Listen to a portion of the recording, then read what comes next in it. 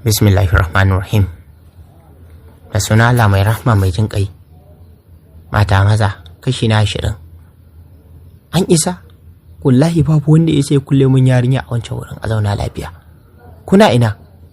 Mai martaba da Ami da ke zaune a falo suna fira suka miƙe tsaye game da faɗin. Lafiya kuwa? Ina fa lafiya? Aini da ku yanzu ba lafiya. Inda da lafiya ba za ku taɓa gani na a wajen ku ba. Wallahi ko a fito min da ata yanzu ko kuma hankalin kowa ya tashi a masarautar nan. Ina shi dan iskan yake? Wace ta ke nufi? Wace ƴa nake ita banda Zakiya? Na ci labarin irin tozarcin da kuka mata. Wallahi sai na rama. Fashi ka ɗauka don haka sai na ɗaukansa. A fito min da ƴata kuma. A toke kenan Zakiya tana ina? Mai martaba ya faɗa cikin tambaya. Ai tun ce Arya ne yasa aka kama su a kulle. Mami ta faɗa, inna lillahi wa inna ilaihi raji'un. A kulle su kuma. Ami ta faɗa, tana faɗin. To yanzu bari a je a fito da su ɗin. Wa zai iya fito da su ɗin? Idan ba shi shafaffe da mai da yasa aka kulle su ba. Ban gane me yake nufi ba. Da ba za a fito da su ba. To bari na ganar da ku. Wancan iskan yaron shafaffe da mai da yasa a kulle yaron. Ya tafi ya bar ƙasar. Kuma kafin ya tafi sai dai ba da umarnin kada wanda ya zo aka fito da su. Kuma dai kin san masarautar nan ba a karya umarnin yare ba. Muddin ya yanke hukunci to ya yanku. Girgiza kai amma kawai tai da sauri ta nufi ɗakinta. Tana zuwa ta ɗauko wata da ke saman gado ta lalubo lambar Aryan ta kira shi. Rawai tana tashi sai dai Aryan bai kula ba. Kasance ya rage sautin wayar. Ya haka ne saboda kada Afnan ta tashi daga baccin da take. Ayyan ne daga can gefe yake dan jin sautin wayar a hankali yana tashi. Na haka an karar da shi na mai faɗin. Yaya ana kiran wayar ka ba. Cikin sauri Aryan ne dauki wayar tare da duba wanda ya kira shi. Ganin Amice ya sa da sauri ya karo yana mai faɗin. Assalamu alaikum. Daga can bangaren Ami da amsa da wa alaikum salam. Aryan shiru Aryan din yayi. Jin Ami ta kira su na shiga tsal wanda bai saba jin ta kira irin haka ba. Jin yayi shiru ne yasa ta cewa ta sake maimaita sunan nashi a karo na biyu. Tana mai faɗin Aryan. Na'am Ami. Sau nake ka faɗa min dalilin da yasa ka rufe Zakiya a wancan ɗakin. Ami ke ma kin san dai abin da suka aikata a Afnan samsam bai dace ba. Cikin fada ta fara magana tana mai faɗin. To kuma sai aka ce kai musu hukunci? Me yasa za ka yanke hukunci cikin gaggawa?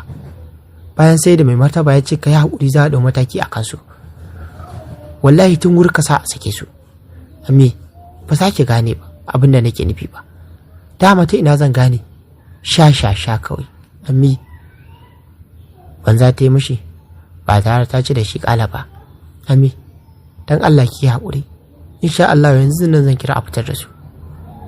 Sai yanzu ta saki fuskarta tana mai ɗayin murmushi game da faɗin. Yau to ko kai fa. Amma da kana so ka ja mana bala'i muna zaman lafiya mu a cikin masarautar nan. Ni sai na kai ganin babu wani abu dan an kulle su Zakiya. Laifi fa suka aikata. Kuma laifin mai girman gaske ne. Me yasa zaki damu kanki kawai akan na kulle su? A'a. Kai ba za ka gane ba ne. Ba za ka gane girman kuskuren da ka aikata ba ne kawai don baka masarautar nan. Shi yasa. Nisa dai ta ci gaba da cewa son baka jin magana ko? Ina faɗa maka abin da ba zai yiwu ba amma kai kana cewa zai yiwu. I'm so sorry Ami. Insha Allah ba zan sake yin ƙurin haka ba. In dai bari yanzu zan kira sai a fitar da su. Ba tare da Ami ta ce komai ba. Tun ya ce zai sa a sake su. Aka yi saƙit ta katse wayar. Shi kuwa Aryan wayar shi ya cire da kunnen shi tare da lallabo wata namba. Kira ɗaya aka ɗaga. Assalamu alaikum. Wa alaikum salam. Ranka daɗe. Allah ya ƙara maka lafiya. Yanzu nake ganin kiranka. Allah da ya sa lafiya. Lafiya kalau alhamdulillah. Ba da wani laifi aka yi ba ko? Dama magana ce akan sikin biya. Oh na fahimta an kai dare. akwai wani abu da za a yi musu ne? So nake a sake su. To amma ranka ya daɗe, ka ce sai nan da wata ɗaya kar a sake su har sai jikinsu ya gaya musu. Da farko haka na ce, amma yanzu sawun giwa take na raƙumi, so na canza shawara a sake su. To ranka ya daɗe, sai dai fa akwai wata matsala akan me kuma? Wallahi waɗannan 'yan matan da ka sa aka haɗa su ɗaki ɗaya da sikin biya su ne me? A ranar katse shi da sauri cikin zazzaro ido. Doron kai daɗe, ba wani abu ne na tashin hankali. Dama Zakiya ce ta yi wa ɗaya daga cikinsu rashin kunya, shi ne sai mata dukan tsiya. Ana zata wani abu ne ya faru. Shikenan kawai a fito da su haka, ba wani abu ne mai damuwa. An gama ranka daɗe. Yana gama faɗar haka, Aryan ya katse wayar. Juya ya kalli Afnan a lokacin ta farka daga baccin da take. Na haka ya kalle ta yana faɗin, ƙanwata, na'am yayana, kin tashi? Sannu ko? Yawa yayana, amma me yasa na garanka kamar a ɓace? Yanayin fuskar ka ya sauya, ba kamar yadda muka shigo cikin jirgin nan ba. Afnan kenan. Ya magana mai ɗan sakin fuskar shi, dan ya nuna mata cewa babu wata damuwa a saman fuskar shi. Sai kuma ya ce da ita, babu komai, kawai dai ina tunanin yadda zan zauna ba tare da ke ba. Yaya, ban gane za ka zauna ba tare da ni ba. Mana Afnan, zan taho na barki ne a wajen Anti Fatima. Ita za ta shiga da kula min da ke kafin na dawo. Ina za ka amma yayana? Kuma me yasa za ka zauna ba tare da ni din ba? Zan tafi ashiya ne. Yaya, me za ka yi a can? Zan je wani aiki. Kin san ni soja ne ko? Yaya na sani, amma don Allah ba na son na rasa ka kai ma. Afnan, duk wanda kika ga ya mutu to kwanan shi ne ya kare. Mutum ma zai iya kwanta lafiya lau, amma kuma a tashi aka babu shi to kwanan shi ne ya kare. Da haka zan dawo miki lafiya, kin ji ko? To shikenan yayana, Allah ubangiji ya kai mun kai lafiya, damun da kai lafiya. Aman kanwata, haka nake so. Ki dinga zuba min addu'o'i, kin ji ko? Sai kuma ya shiru kamar mai tunanin wani abu. Daga can kuma sai ya ƙara kiran sunanta a karo na biyu. Afnan, na'am yayana, kin manta baki bani labarin abin da ya faru da ke ba, sannan baki bani labarin yadda aka kika jejejin nan ba. Shiru ta yi, sannan ta ɗago kai tana mai kallon shi game da faɗin, zan baka labarin yayana, amma ka bari sai ka dawo daga tafiyar da kace za ka yi. To shi kenan kanwata. Ya ƙara shi magana mai rungume ta tsama a cikin shi, kamar wani ya ce ya bashi ita. Masarautar Manami, kamar yadda Yarima Aryan ya ba da umarnin a fito da su Zakiya, hakan ce ta faru. Sarauniya Zakiya jiki ya yi tsami, dan ko iya ta kai kafar ta ba ta yi saboda yadda ta dako. Da aka yi tsaye ana fito da ita daga cikin ɗakin nan, asibiti aka wuce da ita. Hankalin mai martaba da na iyayenta ba karamin tashi ba, a baki ɗayansa hankalinsa a tashe. Mahaifiyarta ta sai faman surfa uwar a shari'a take, tana mai faɗo, wallahi ba zan taɓa yarda ba. Akan me za a yi ƙoƙarin kashe min ƴata? Hauka ake? Dan Allah ki haƙuri, komai zai daidaita. Na ci uwar haƙurin. A dake ni kuma a hana ni kuka? Wallahi tallahi ba zai yiwu ba. Ta yi ƙwafa, ta juya ta bayan momi da suka nufi asibiti. Dan da aka shiga da Zakiya asibiti, take wani irin sauke numfashi, da alama ta tana jin jiki sosai. Da aka kai tsaye, likitoci da dama suka rufe a kanta don samu a shawo kanta, don kafin jirgin su Aryan ya sauka a ƙasar London. Motoci da masu gadin Aryan suka ƙaraso domin tabbatar da tsaro. Bayan jirgin ya yi London ne, suka fito daga cikin jirgin. Da aka kai tsaye cikin motocin suka shiga, waɗanda za su kai su zuwa masaukinsu. Babu laifi, gidan da Aryan yake rayuwa a London kirarre ne. Wannan karan ba gidan da ya saba zuwa ya nufa ba, wani gida daban ya nufa, kasancewar yana da gidaje sosai a cikin birnin London ɗin. Gudan gate ɗin aka yi, kai tsaye motocin nasu suka shiga. Take na hango wasu 'yan mata da wata irin kyakkyawar dattijuwa a tsaye, suna jiran ƙarasowar su. Tun kafin a buɗe murfin motar, sai ƙaraso gaban motocin, suna ƙoƙarin buɗe motar. Nan take masu gadin suka fito daga cikin motocinsu, suka buɗe gidan baya, yayin da Amir da kuma Ayyan suka fito. Ai da gudu 'yan matan nan suka fada Da gudu ɗaya daga cikin 'yan matan ta fada cikin Ayyan tana mai faɗin, oyoyo yayi Ayyan. Sun saka Ayyan ya shiga yana mai kallon yayansa Aryan da ke kallonsa ta gefen ido. Sosai wata uwar hararar Ayyan ɗin ya watsa mishi. Da sauri Ayyan ya ce, Yasmin, sakin mu da ba kya ganin ya yana kallon mu. Da sauri Yasmin ɗin ta sake shi. Da ƙarasa gaban Aryan ɗin tana mai sunkar da kai ƙasa. Barka da zuwa yana. An zo lafiya? Banza ya mata ba tare da ya ce da ita komai ba. Sai ma wata uwar harara da ya watsa mata. Yana mai faɗin, idan kin gama rungume-rungumen naki, sai ki zo ki same ni. Wani matsiyacin yawu Yasmin ɗin ta haɗiye, domin ta san halin yayan nata sarai, ba sai an faɗa mata ba. A duniya ya tsani ya ga mace ta rungume namiji, musamman wanda ba muharraminta ba. Afnan kuwa tana kankama jikin Hajiya Fatima, sai faman zara ido tana kallon ikon Allah. Yasmin ita ma ta karasa wurin Amir, tana ƙoƙarin runguma shi. Kanin abin da ya faru da su Ayyan ya sa ta fasa rungumar Amir ɗin.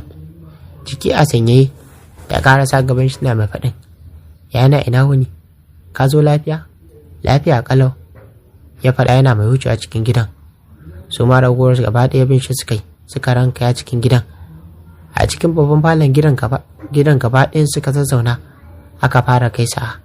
Hajiya Fatima ce ta kalli Aryan tana mai faɗin, son yau shi ne aka kawo min sarka har gida. Lalle wannan babbar rana ce a gare ni. Momi na kawo ta ne domin ta zauna a nan tare da ku na ɗan wani lokaci. Mun yi magana da Ami, ta faɗa min komai, kuma insha Allah za ka same ni mai kula da matarka.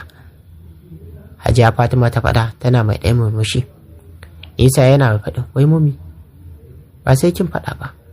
Na san kwarai da gaske zaki yi ƙoƙari akan wannan. Kuma na gode sosai, Allah ya saka miki da alkhairi. Amin, ta amsa tana mai ci gaba da cewa, amma sun yaushe za ka koma? Jibi, insha Allahu. To amma da wuri haka? Ba za ka yi kodawa miki bane ba? No momi, abin da yawa. Kuma abin da yasa zan koma ma gobe ba. Saboda akwai aikin da zan yi wa Afnan gobe in Allah ya kai mu. Ok, to shikenan babu damuwa. Allah ubangiji ya kai mu, ya sa a yi aikin cikin nasara da sa'a. Amin momi. Yanzu za mu je mu yi wanka, dan na dan samu na huce gajiyata. In ya so sai mu zo mu ci abinci. To shikenan momi. To shikenan momi ta faɗa.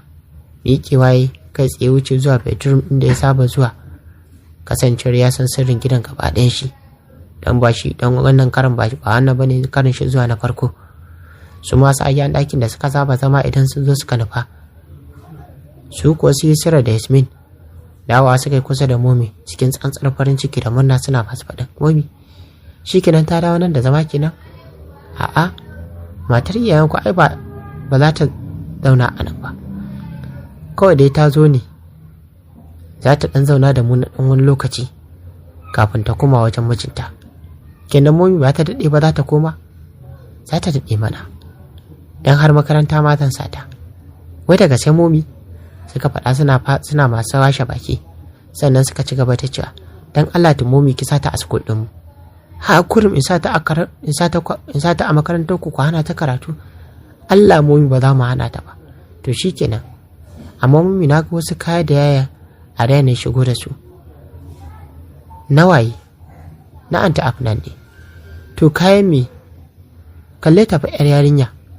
Ko kayan Anisa idan ta saka za su yi mata, ai ba sai an taho da wasu kaya ba. San ci ubanki Yasmin. Matar yana kuke cewa yar yarinya? To wallahi bari ya fito ya jiki. Babu ruwana. Dukan tsiya zai muku. Kuma kaya da yake tambaya, dogaye riguna cin da niqab za ta dinga saka. Ya ce yana so a gyara mishi ita. Na akalla za ta yi shekara 7 zuwa 10 a waje na. To fa, washi yanzu kishe ki a yar wannan abar? Momi, so yake sai ta zama babba sannan ya dawo ya dauke ta? Ya haka ya ce mu yake so. Ashe kuwa kafin ya dawo za a yi hub da ita. Me yasa kika ci haka Yusra? To momi ba ki ga tun tana karama ta ma kyakkyawan bace? To ina ka ta samu wannan gyaran naki? Mai da mutum kamar ajani saboda tsafar kyau. To ki daina tunanin haka. Afnan, na'am. Afnan dai ta zuba musu idanu tana nin yadda suke fira a kanta. Da surutun Afnan yau ta zama kurma, gaba ɗaya cikinta ya yi sanyi. Afnan ki kwantar da hankalin kin ji, insha Allah komai zai daidaitu, kuma ba za ki koma masarautar Manami ba, sai kin ba su mamaki. Sai waɗanda suke ganin ki cewa baki kai ba, baki kai ki zama matar Aryan ba, kin dawo musu fitila a cikin masarautar Manami, yadda duk wani ko wata da suke takama da kyau sun dawo sun kalle ki, sun kalle ki saboda tsabar kyawunki. Afnan ba ta ce musu komai ba, bayan kallon momi babu abin da take so take ta ce ita da ko wanka ba ta iya ba, balle a ce za ta ba wa mutane mamaki, amma sai dai ta shiru, ta ja bakin ta ce shiru. Shi ta yasar ta kama hannun tunda mai faɗin, anta Afnan ta so mu shiga daga ciki. Ba tare da musu ko gardama ba, Afnan ɗin ta bi bayanta har wannan lokacin cikin ta a sanyaye. Shiga cikin ɗakin su Yasmin ta yi, shigar su ki da wuya, sai ga Ayyan ya fito daga cikin ɗakin shi, yana sanye cikin wata doguwar jallabiya fara. Kai tsaye wurin momi ya karasa, ya zauna tare da sakar mata murmushi na faɗin, momi ina son dan Allah ki kullum min da Afnan, ko da a ce na tafi ne kuwa. Son na kamar yarinyar nan ba ta iya zama a nan ba, dan na ga yanayinta ya canza, momi ta faɗa cikin sanyin jiki. Murmushi ya sake mata a karo na biyu na faɗin, na sani momi, amma nan da wasu 'yan kwanaki za ta saki jiki da ku. Yarinya tana da saurin sabo, muddin ta ga ana ba ta kula a wajen kuma babu niyyar cutar ta, to za ki mamakin yadda za ta saki jikinta da ku. Murmushi momi ta tana faɗin, to shi kenan Allah ya sa. Shi ma murmushin yana mai faɗin, na yi abu na ƙarya fa, na ce zan tafi Ashiya zuwa wani atisaye, amma ba can zance ba. Da mamaki momi ta kalle tana mai faɗin, to ina za ka, kuma menene dalilin ka na yi mata ƙarya? Momi Afnan da yake ganin ta baiwar Allah ce, yarinya ce kuma a bar tausayi. Ba kowace yarinya bace mai ƙananan shekarunta za ta iya ɗaukar ƙaddarori da kuma jarabawoyin da suka rataye a kanta. A lokacin da na san asalin labarinta, wallahi momi sai da na zubar mata da kuka, don ba ƙaramin tausayi ta bani ba. Haka kuma na yi alƙawarin cewa zan taimaka mata, ko da a ce zan rasa rayuwata ne. Afnan tana buƙatar kulawar uwa, na sai idan ta same ki, to za ki bata dukkan wata kulawa ta uwa. Amma idan a masarauta ne, babu wanda zai bata kulawa face ni da Anni. Mu kaɗai ne, amma a nan za ta samu kulawa ta uwa, ta uba, har ma da ta 'yan uwantaka. Shi yasa ne yake shawara kawai kawo ta nan, yadda za ku kula da ita. Ina tabbacin sai za su zata a jiki da zama kamar 'yar uwarsu. Momi, ina son na dawo da Afnan farin cikin da ta rasa a baya. Kallon shi momi ta yi cikin tausaya tana mai faɗin, haka ne son, na ji dukkan abin da ka faɗa, kuma na fahimci abin da kake nufi. Insha Allah zan yi ƙoƙari na akai na ganin ta dawo cikin farin ciki. Amma son kuma ina kake nufin zaka ci? Kallanta yana faɗin, Najeriya kuma Lakwaja. Lakwaja kuma? Me za ka je yi a Najeriya kuma Lakwaja? Zan je na kawo wasu marasa imani ne momi. Su waye kenan? Kai mun bayani ka bar ni a duhu. Momi, bayan na kawo Afnan masarautar mu ta Manami, na tura sojoji zuwa jejin da na tsince ta, akan su yi mun bincike a cikin jejin. Domin ta ce mun wasu ne suka kawo ta, suke azabtar da ita a cikin jejin. To bayan sojojin sun shiga sun yi bincike, sun tabbatar min da cewa akwai wani gida na sirri a cikin dajin. A lokacin da suka shiga cikin gidan, sun samu gawar wani mutum a ciki, sai dai ba su samu kowa ba banda wannan gawar. Bayan sun kira ni sun sanar da ni cewa sun taho da gawar, kuma daga baya kuma sai suka sake kira na, suka ce ai wannan gawar da suka tsinta wai mutumin yana da ɗan sauran rai. Da haka na ba su umarnin su nemi asibiti mafi kusa kuma cikin gaggawa su kai shi. To bayan sun kai shi, an tabbatar da cewa ya samu duka ne a ƙwaƙwalwar shi, a kan shi, sai dai Allah cikin ikon shi ƙwaƙwalwar tabba. Haka ya sa na ba da kuɗi aka ci gaba da kula da shi har Allah ya sa ya samu lafiya. To son sai ya shiru kamar mai tunanin wani abu, ganin ba shi da alamar ci gaba da labarin ne. gashi ita kuma ta kosa ta ji ƙarshen labarin, ya sa ta kalle shi tana mai faɗin, to son ka yi shuta gabanin labarin, me kuma ya faru a gaba? Dago da kai yayi yana mai kallon ta gami da faɗin, daga ƙarshe dai ya sanar da ni cewa shi ma likita ne, kuma waɗanda aka ɗauka shi ma likita ne wanda aka ɗauka domin ya dinga kula da Afnan a cikin wannan gidan. Shi ne ganin yarinya ta bashi tausayi, ya ƙoƙarin taimaka mata ta gudu daga gidan. Shi ne aka samu matsala. Shi wanda ya kamo Afnan ɗin sunan shi Kamal, shi ne ya buga mashi ƙarfe aka, kuma ya faɗa min cewa idan har na je kogi zan samu cikakken ƙarin bayani akan shi wane ne Kamal ɗin. Kuma na samu a wurin likitan da ya bawa Arif yayin Afnan nan bata. Yanzu zan je can Najeriya in je kogi ɗin domin neman inda Kamal ɗin yake. Salati momi ta shiga tana mai faɗin, inna lillahi wa inna ilaihi raji'un. Mun shiga uku. Wannan wace iri azaba ce da aka yi wannan yarinyar? Amma son ka sanarwa da ammi kuwa? Na sanar mata, ta san komai. Mai martaba ne kawai bai san komai ba. Shi ma ina son in yi ne komai a cikin sirri. To shikenan son. Allah ya sa ka fara ne. Allah kuma ya bada sa akan aikin da za a yi mata gobe. Amin. Na gode sosai momi. Sannan zan bar su Ayyan a nan domin su ne za su dinga kula da zuwan ta makaranta. To, ta yi sakandare kuwa? Ta yi. Sai dai kuma babu takardu, sai dai a saya kawai. Ina son ne don Allah momi a sata a makarantar su Yasmin. Murmushi momi sai ta tafi faɗin, in dai wannan ne babu damuwa, ka ji ko? Allah ya dafa mana son. Amin. Ya amsa mata cike da kula. Bayan sa Afnan sun shiga ɗaki, kwanciya kawai ta yi a ciki, ta yi shiru yayin da wani zazzabi mai zafi yake ya fara rufe ta. Gaba ɗaya ji ta yi jikinta babu ƙwari. Haka ya sa Yasmin ta kalli tana faɗin, Ati Afnan, na kamar ba kya son zama tare da mu. Ba ki da lafiya ne? Girgiza mata kai Afnan ɗin ta yi, ba tare ta ce komai ba, sai faman bin take da kallo. Anti, ku ba kya son rabuwa da yaya ne? Babu komai, kawai dai ina tuna yadda zan zauna ne ba tare da yana a kusa da ni ba. Bayan na saba da shi, yanzu kenan babu wanda zai dinga kula da ni.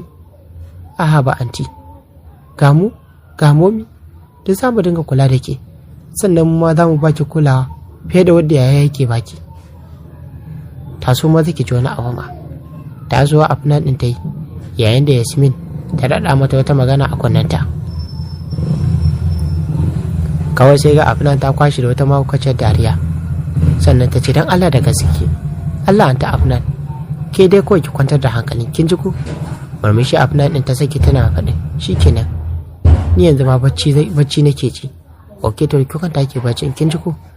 Dan ɗin tamkar gida ne a gare ki. Da haka da ki shayin tambayar wani abu wanda kike so ko kuma kika gani kina so.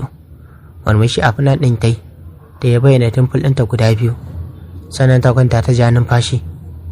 Take ko wani bacci barawa ya awon gaba da ita mai daɗin gaske. To jama'a ma sauraro, a yi haƙuri mu dakata a nan a cikin wannan labarin da muke kawo muku na Afnan mata maza. Wannan ne Abubakar Sani ke kawo muku wannan channel tamu ta Hausa Robert TV nake cewa, idan wannan ne farkon zon kawo wannan channel tamu to sai ku danna mu subscribe, sannan ku ta wani alama ƙarsa domin ya dinga sadar ku sabon shiri. Kana ku ta wani alamar like domin ƙara mana ƙwarin gwiwa. Sannan kun sha na wani bidiyon ka abokan ku da kusa Facebook. Sannan kuna damar ajiye ra'ayi, ƙorafi ko ba a comment section game da muke kawo muku. A huta lafiya.